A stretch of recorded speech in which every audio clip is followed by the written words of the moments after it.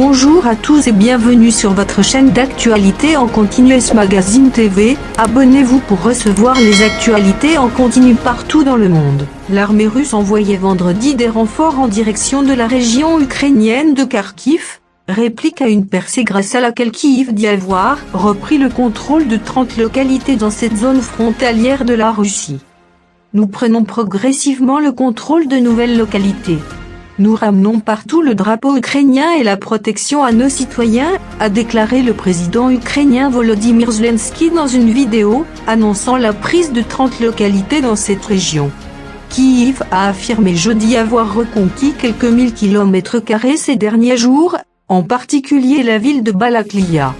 C'est difficile, mais on avance, a déclaré vendredi sur Telegram le commandant en chef de l'armée ukrainienne, Valery Zaloujny.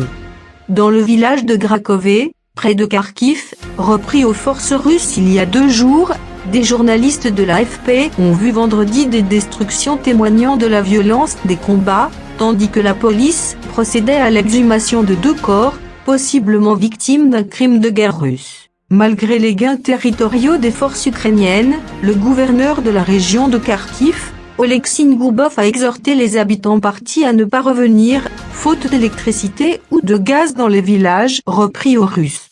Les médias russes faisaient de leur côté état du déploiement de renforts dans cette direction, diffusant des vidéos montrant blindés, obusiers et camions roulant en grand nombre sur des routes non géolocalisées.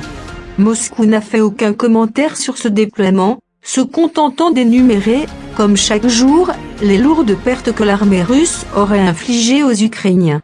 Signe de l'avancée ukrainienne, les autorités pro-russes des territoires occupés dans la région ont pour leur part annoncé vendredi évacuer les habitants vers d'autres zones sous contrôle de Moscou en Russie. Depuis Bruxelles, le secrétaire d'État américain Antony Blinken a estimé que le déploiement de renforts par Moscou montre que la Russie paye un énorme prix. Côté européen, les 27 ministres des Finances de l'UE ont donné vendredi leur feu vert à une nouvelle aide de 5 milliards d'euros à l'Ukraine sous forme de prêts, afin de l'aider face aux conséquences de la guerre. Un haut responsable de l'administration d'occupation russe, Vitaly Gantchev, a affirmé vendredi sur la chaîne de télévision russe que des combats acharnés étaient en cours autour de la ville de Balaklia, que Kiev a dit jeudi avoir reconquise. Selon lui, des combats ont aussi lieu près de la localité de Shevchenkové, toujours dans la région de Kharkiv. Les forces armées ukrainiennes essayent de briser les défenses. Des réserves depuis la Russie ont été envoyées là-bas, nos troupes ripostent, a-t-il ajouté.